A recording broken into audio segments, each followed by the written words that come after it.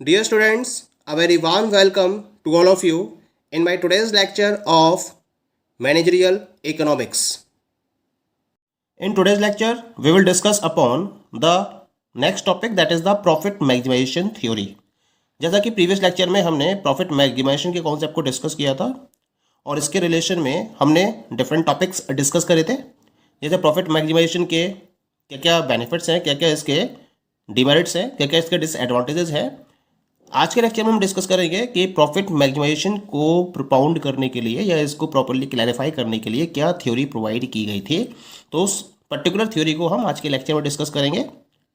New classical theory provide की गई थी इसके रेफरेंस में, जिसमें बिजनेस फर्म के मेन ऑब्जेक्टिव को डिफाइन किया गया था कि जो मेन ऑब्जेक्टिव है बिजनेस फर्म का वो है प्रॉफिट मैक्सिमाइजेशन। ये जो परसेप्शन है, this was followed in the new classical theory, जहां जो पर्टिकुलर फर्म है वो क्या करती है, अपने पर्टिकुलर प्रॉफिट को मैक्सिमाइज करने के लिए डिफरेंट टाइप की एक्टिविटीज को फॉलो करती है और इसके लिए इसे फॉलोइंग टू रूल्स को सेटिस्फाई करना जरूरी होता है। The very first rule is marginal cost of the firm must be equal to its marginal revenue, MC must be equal to MR। और सेकंड कंडीशन होती है इसके अंदर, MC curve cuts the MR curve from below. Actually जब हम MC और MR curve को follow करते हैं तो MC कर्व MR कर्व को दो पर्टिकुलर पॉइंट्स पर इंटरसेक्ट करता है, तो हमें उस पर्टिकुलर कंडीशन को सेटिस्फाई करना होता है जहां पर जो MC कर्व है वो MR को बिलो से कट करते हुए ऊपर की तरफ मूव करता है। उस पर्टिकुलर कंडीशन के अकॉर्डिंग हम कहेंगे फर्म इक्विलिब्रियम पोजीशन में है। ठीक है। मैक्सिमम प्रॉफिट का मतलब क्या होता है, न्यू क्लासिकल थ्योरी के अकॉर्डिंग मैक्सिमम प्रॉफिट का मतलब होता है वो प्रॉफिट जो एवरेज कॉस्ट ऑफ प्रोडक्शन के ऊपर सरप्लस रहता है। यानी कि फर्म ने अपने प्रोडक्शन को फॉलो किया और प्रोडक्शन को फॉलो करने के बाद जो भी उसका रेवेन्यू जनरेट हुआ, उस रेवेन्यू में से वो अपनी एवरेज कॉस्ट को डिडक्ट कर लेती है। तो एवरेज कॉस्ट को डिडक्ट करने के बाद रेवेन्यू में से जितना भी पार्ट बचा या जो सरप्लस बचा उसे हम प्योर प्रॉफिट का नाम देते हैं और उसी प्योर प्रॉफिट को मैक्सिमम प्रॉफिट का नाम दिया गया है न्यू क्लासिकल थ्योरी के अकॉर्डिंग। ये वो अमाउंट होती है जो एंटरप्रेन्योर के पास बच जाती है या रेजिड्यू के फॉर्म में उसके पास बची रहती है जब वो टोटल रेवेन्यू में से सारे फैक्टर्स ऑफ प्रोडक्शन को पेमेंट कर देता है और इसके साथ साथ वो अपने वेजेस के मैनेजमेंट को भी उसमें इंक्लूड करके चलता है। तो जितने भी पेमेंट्स बनता है फैक्टर्स का और जो उसका वेजेस ऑफ मैनेजमेंट है उसको डिडक्ट करने के बाद जो अमाउंट बची उसके पास, जो रेजिड्यू उसके पास रहा, उसको हम मैक्सिमम प्रॉफिट का नाम देते हैं according to the new classical approach. Firm की मैक्सिमाइजेशन कंडीशन को हम एक इक्वेशन के मीडियम से रिप्रेजेंट कर सकते हैं और ये इक्वेशन है that is maximise of PQ is equal to maximise of RQ minus minimum of CQ। PQ का मतलब यहाँ पर प्रॉफिट से है, RQ का मतलब टोटल रेवेन्यू से है, CQ का मतलब टोटल कॉस्ट से है और Q का मतलब है यूनिट्स ऑफ आउटपुट सोल्ड। यानी कि एक पर्टिकुलर यूनिट ऑफ आउटपुट पर या एक पर्टिकुलर लेवल ऑफ आउटपुट पर जो प्रॉफिट डिटरमाइन किया जाता है, मैक्सिमाइज प्रॉफिट डिटरमाइन किया जाता है, उसके लिए हमें क्या करना पड़ता है, रेवेन्यू को मैक्सिमाइज लेवल तक ले जाना पड़ता है और कॉस्ट को मिनिमाइज लेवल तक ले जाना पड़ता है। और जब हम इस मैक्सिमम रेवेन्यू में से मिनिमम कॉस्ट को सब्ट्रैक्ट कर देते हैं तो जो अमाउंट बची वो कहलाएगी आपकी मैक्सिमाइज प्रॉफिट। जब हम इस पर्टिकुलर कॉन्सेप्ट की बात करते हैं तो ये दोनों ही कॉन्सेप्ट हैं, जो एक तो मैंने यहाँ पर कंडीशन की बात करी है प्रॉफिट मैक्सिमाइजेशन कंडीशन की और दूसरी मैंने बात करी है अबाउट द रूल्स, जो ऊपर marginal cost equal to marginal revenue था और MC curve cuts the MR curve from low. ये दोनों ही जो पर्टिकुलर कंडीशंस हैं they are applicable to perfectly competitive firm and a monopoly firm. तो यहाँ पर हम जो थ्योरी को डिस्कस करेंगे प्रॉफिट मैक्सिमाइजेशन की, वो हम दो कॉम्पिटिशन के ऊपर डिस्कस करेंगे केवल, एक तो परफेक्टली कॉम्पिटिटिव फर्म के ऊपर और दूसरा मोनोपोली फर्म के ऊपर। Okay, now we will discuss some of the assumptions related to the profit maximization theory। यानी कि इस पर्टिकुलर थ्योरी को प्रॉपर्ली स्टडी करने से पहले हम इसके रिलेशन में डिफरेंट एजम्पशंस को स्टडी करेंगे जो इसके रिलेशन में प्रोवाइड किए गए हैं। The very first assumption is that the objective of the firm is to maximise its profit where profits are the difference between the firm's revenue and cost. यानी कि पहला एजम्पशन माना गया है इस थ्योरी के अंदर कि जो फर्म है उसका केवल केवल एक ही ऑब्जेक्टिव है, and this objective is to maximise its profit. जहां प्रॉफिट को डिटरमाइन करने के लिए फर्म अपने रेवेन्यू में से कॉस्ट को सब्ट्रैक्ट करती है। Second assumption is that entrepreneur is the sole owner of the firm. जो एंटरप्रेन्योर है वो फर्म का सोल ओनर है, यानी कि सोल प्रोप्राइटरशिप टाइप की फर्म के रेफरेंस में इस पर्टिकुलर प्रॉफिट मैक्सिमाइजेशन थ्योरी को प्रोपाउंड किया गया है। Third one is the taste and habits of the consumers are given and constant. ये माना गया है इस पर्टिकुलर थ्योरी में कि जो कंज्यूमर्स के टेस्ट हैं, जो उनकी हैबिट्स हैं, उनमें कोई भी चेंज नहीं होता है और वो आपको दिए हुए हैं। You know what is the taste and habits of the consumers in the market and it is constant, इसमें कोई भी चेंज नहीं होता है। फोर्थ, इसके अंदर एजम्पशन माना गया है कि जो टेक्निक्स ऑफ प्रोडक्शन है that are given to you, वो आपको नोन है, आपको दे रखी है वो टेक्निक्स, ठीक है, और कोई भी चेंज टेक्नोलॉजी में नहीं हो रहा है, ये भी इसके अंदर एज्यूम करा गया है। फिफ्थ एजम्पशन माना गया है इसके अंदर the firm produces a single perfectly divisible and standardised commodity. यानी कि जो फर्म प्रोड्यूस कर रही है वो एक ही टाइप की कमोडिटी को प्रोड्यूस कर रही है जो परफेक्टली डिविजिबल है, जिसको हम डिवाइड कर सकते हैं परफेक्शन के बेसिस पर, और वो एक स्टैंडर्डाइज्ड कमोडिटी है, यानी कि स्टैंडर्ड बेसिस पर उसको प्रोड्यूस किया जा रहा है, ठीक है। तभी जाकर उसका मास प्रोडक्शन पॉसिबल हो सकता है और तभी जाकर आप उसकी कॉस्ट पर यूनिट को मिनिमाइज कर सकते हो। ये एज्यूम किया गया है इस थ्योरी के अंदर। नेक्स्ट एजम्पशन माना गया है इसका that is the firm has complete knowledge about the amount of output which can be sold at each price. Firm को इस बात की कंप्लीट एंड फुल इंफॉर्मेशन है या फुल नॉलेज है उस पर्टिकुलर अमाउंट ऑफ आउटपुट की जो एक पर्टिकुलर प्राइस पर सेल की जा सकती है।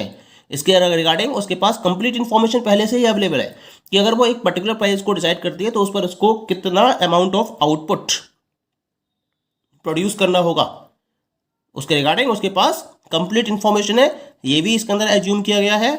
नेक्स्ट एजम्पशन है इसके अंदर the firm's own demand and cost are known with certainty. यानी कि फर्म को अपने प्रोडक्ट की डिमांड के बारे में कंप्लीट इंफॉर्मेशन है और उसको प्रोड्यूस करने में फर्म को कितना अमाउंट इन्वॉल्व करना पड़ेगा या क्या कॉस्ट इनकर करनी पड़ेगी, ये भी इंफॉर्मेशन फर्म के पास अवेलेबल है। Next one is that new firms can enter the industry only in the long run, entry of the firms in the short run is not possible. ये भी assume किया गया है इसके अंदर कि शॉर्ट रन में कोई भी फर्म मार्केट में एंटर नहीं करती है। अगर किसी नई फर्म को एंटर करना है तो उसे लॉन्ग रन में ही ये चांस मिलता है, शॉर्ट रन में वो किसी भी कीमत पर मार्केट में एंटर या इंडस्ट्री में एंटर नहीं कर सकती है। The next assumption is that the firm maximises its profits over some time horizon. ऐसा नहीं कि जिस दिन से फर्म ने बिजनेस स्टार्ट किया उसी दिन से उसका प्रॉफिट मैक्सिमाइज हो जाएगा। एक पर्टिकुलर टाइम हॉरिजन के बाद ही फर्म अपने प्रॉफिट को मैक्सिमाइज करने की पोजीशन में आ पाती है। यानी कि एक पर्टिकुलर टाइम पीरियड चाहिए होता है और उस टाइम हॉरिजन में ही फर्म अपने प्रॉफिट को मैक्सिमाइज कर पाती है। ये भी इसमें एज्यूम किया गया है इस थ्योरी के अंदर। और लास्ट एजम्पशन इसके अंदर फॉलो की गई है that is profits are maximised both in the short run and the long run. यहाँ अगर कोई फर्म अपने प्रॉफिट को मैक्सिमाइज कर रही है तो वो शॉर्ट रन में भी मैक्सिमाइज कर रही है और लॉन्ग रन में भी मैक्सिमाइज कर रही है। ऐसा नहीं है कि शॉर्ट रन में मैक्सिमाइज कर लिया लॉन्ग रन में मैक्सिमाइज नहीं कर रही है, वो दोनों ही पीरियड में शॉर्ट रन में भी और लॉन्ग रन में भी वो अपने प्रॉफिट को मैक्सिमाइज करेगी। ये इसमें एज्यूम किया गया है। Given these assumptions the profit maximising model of the firm can be shown down under perfect competition and monopoly competition as follows. यानी कि हमें इन एजम्पशंस को फोकस करना है जब हम प्रॉफिट मैक्सिमाइजेशन थ्योरी की स्टडी करते हैं, ठीक है। और इन एजम्पशन को फॉलो करते हुए हम इनको दो टाइप के फर्म के ऊपर अप्लाई करेंगे। एक तो हम परफेक्टली कॉम्पिटिटिव फर्म के रेफरेंस में प्रॉफिट मैक्सिमाइजेशन थ्योरी को स्टडी करेंगे और दूसरा मोनोपोली कॉम्पिटिटिव फर्म के रेफरेंस में हम प्रॉफिट मैक्सिमाइजेशन थ्योरी को स्टडी करेंगे, ठीक। Come to the first one that is the profit maximisation under perfect competition. पहले तो समझ लेते हैं परफेक्ट कंपटीशन की क्या क्या कंडीशंस हैं, क्या होता है परफेक्ट कंपटीशन। परफेक्ट कंपटीशन में केवल एक ही फर्म ऑपरेट नहीं कर रही होती है, there are a large number of producers who are working in the perfect market. तो इसी वजह से क्या होता है कि केवल एक सिंगल फर्म अपने ऑपरेशन के बेसिस पर मार्केट को इन्फ्लुएंस नहीं कर सकती है, वो अपने बेसिस पर प्रोडक्ट के प्राइस को डिटरमाइन नहीं कर सकती है। ये एक तरीके से प्राइस टेकर होती है और ये क्वांटिटी को एडजस्ट करती है अकॉर्डिंग टू द मार्केट।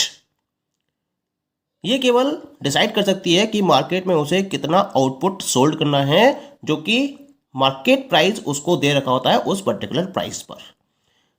क्योंकि मार्केट में, परफेक्ट मार्केट की जब हम बात करते हैं तो इसमें जो प्राइस डिसाइड किया जाता है ये मार्केट मैकेनिज्म के बेसिस पर डिसाइड किया जाता है, यानी कि मार्केट के सप्लाई फोर्सेस और मार्केट के डिमांड फोर्सेस के बेसिस पर प्रोडक्ट के प्राइस को डिटरमाइन किया जाता है।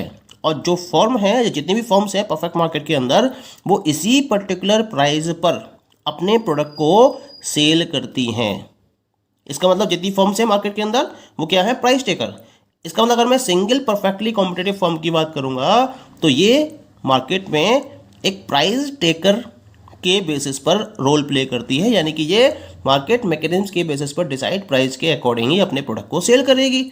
इसी वजह से जो इसका एवरेज रेवेन्यू कर्व होता है वो एक्स एक्सिस के हॉरिजॉन्टल होता है, पैरेलल टू एक्स एक्सिस होता है, और ये मार्जिनल रेवेन्यू कर्व के साथ में कोइंसाइड करता है।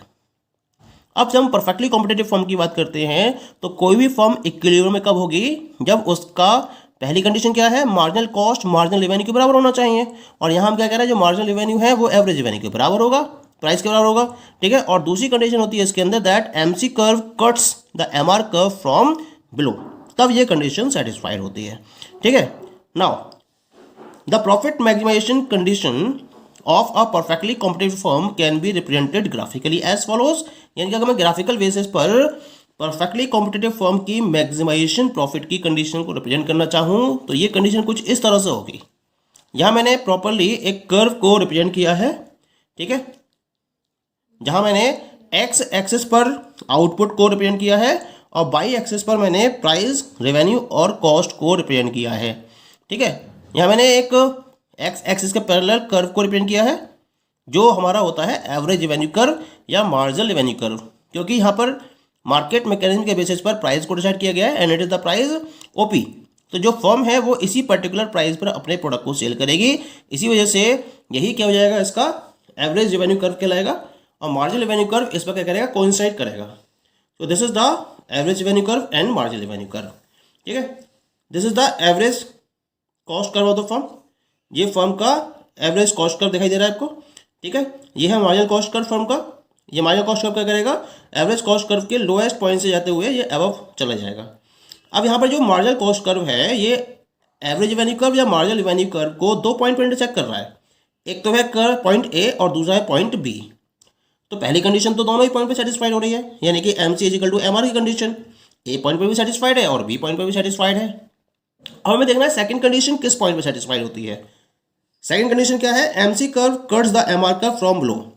अगर हम ए की बात करेंगे तो ये अबव से कट कर रहा है, लेकिन बी की बात करेंगे तो बी पॉइंट पर ये बिलो से कट कर रहा है। तो ए पॉइंट के करस्पॉन्डिंग तो इसे आउटपुट ओएम प्रोड्यूस करना है, लेकिन सेकंड कंडीशन जो है वो ए पॉइंट पर सेटिस्फाइड नहीं हो रही है, जो सेकंड कंडीशन है वो बी पॉइंट पर सेटिस्फाइड हो रही है, क्योंकि जो एम सी कर्व है एम आर को बिलो से कट करते ऊपर की तरफ जा रहा है बी पॉइंट पर। तो इसका मतलब बी पॉइंट इक्विलिब्रियम पॉइंट की तरह वर्कआउट करेगा, ए पॉइंट को हम इक्विलिब्रियम पॉइंट कंसीडर नहीं करेंगे। और बी पॉइंट के करस्पॉन्डिंग जो इसका प्राइस रहेगा वो कितना रहेगा, बी एम वन, ये रहेगा प्राइस बी एम वन, और ये किसके बराबर है, it is equal to O P, ठीक है। और जो इसका आउटपुट होगा वो किसके बराबर होगा, ओ एम वन के बराबर। यानी कि जो कॉम्पिटिटिव फर्म है, परफेक्टली कॉम्पिटिटिव फर्म, वो ओ एम वन आउटपुट को प्रोड्यूस करेगी और यहाँ वो बी एम वन प्राइस यानी कि ओ पी प्राइस पर प्रोडक्ट को सेल करेगी और इस तरह से अपने प्रॉफिट को मैक्सिमाइज करेगी। अब मैक्सिमम प्रॉफिट कितना होगा इसका, यहाँ देखिए इसका एवरेज रेवेन्यू तो हो गया ओपी के बराबर, ये दिखाई दे रहा है यहाँ पे बी एम वन, ये हो गया इसका एवरेज रेवेन्यू, और डी एम वन ये हो गया इसकी एवरेज कॉस्ट, क्योंकि ये एवरेज कॉस्ट को डी पॉइंट पर कट कर रहा है। तो जो इनका डिफरेंस यानी कि जो बी एम वन है वो तो बराबर हो गया ओपी के, और जो डी एम वन है एवरेज कॉस्ट ये बराबर हो गई ओसी के। तो ओपी हो गया एवरेज रेवेन्यू, ओसी हो गई एवरेज कॉस्ट। जो इनका डिफरेंस होगा पीसी, ये कैसे करेगा, प्रॉफिट पर यूनिट को, और टोटल आउटपुट कितना है इसका ओ एम वन, ये किसके बराबर होगा, सी डी के बराबर होगा। तो टोटल प्रॉफिट कैसे निकालेंगे? पर यूनिट प्रॉफिट को हम टोटल आउटपुट से मल्टीप्लाई कर देंगे। तो पीसी को आप मल्टीप्लाई करोगे सीडी से, तो इसका मतलब आपके पास जो मैक्सिमम प्रॉफिट आएगा निकल कर वो होगा पीसी इंटू सीडी, और ये आएगा रेक्टेंगुलर एरिया पीसीडीबी, क्योंकि ये एक रेक्टेंगल दिखाई दे रहा है मुझे, और रेक्टेंगल एरिया क्या होता है? लेंथ टू ब्रेड्थ, लंबाई गुणा चौड़ाई। पीसी आपकी हो गई यहाँ पर चौड़ाई हो गई, और सीडी हो गई इसकी लंबाई। तो जब हम मल्टीप्लाई करेंगे तो ये रेक्टेंगुलर एरिया पीसीडीबी को रिप्रेजेंट करेगा, जो फर्म के मैक्सिमम प्रॉफिट को रिप्रेजेंट कर रहा है। ठीक है, तो इस तरीके से हम परफेक्टली कॉम्पिटिटिव फर्म के रेफरेंस में मैक्सिमम प्रॉफिट को डिटरमाइन कर लेते हैं। ठीक है, इसके रिगार्डिंग जो अगर नोट आपको तैयार करने हो तो नोट के रिगार्डिंग आप इस तरह से इसको तैयार कर सकते हो, that is given to you here. यहाँ मैंने इसकी थ्योरी प्रॉपर्ली राइट डाउन कर रखी है, तो यहाँ से आप इसकी थ्योरी को नोट डाउन कर सकते हो, दैट इज गिवन यू। जो मैंने अभी डिस्कस किया था पीछे समझाया था आपको, इसको आप यहाँ से नोट डाउन कर सकते हैं। ओके, और इसके बाद अगला केस इसके अंदर आता है प्रॉफिट मैक्सिमाइजेशन अंडर मोनोपोली, तो इसको हम नेक्स्ट लेक्चर में डिस्कस करेंगे। Okay, thank you.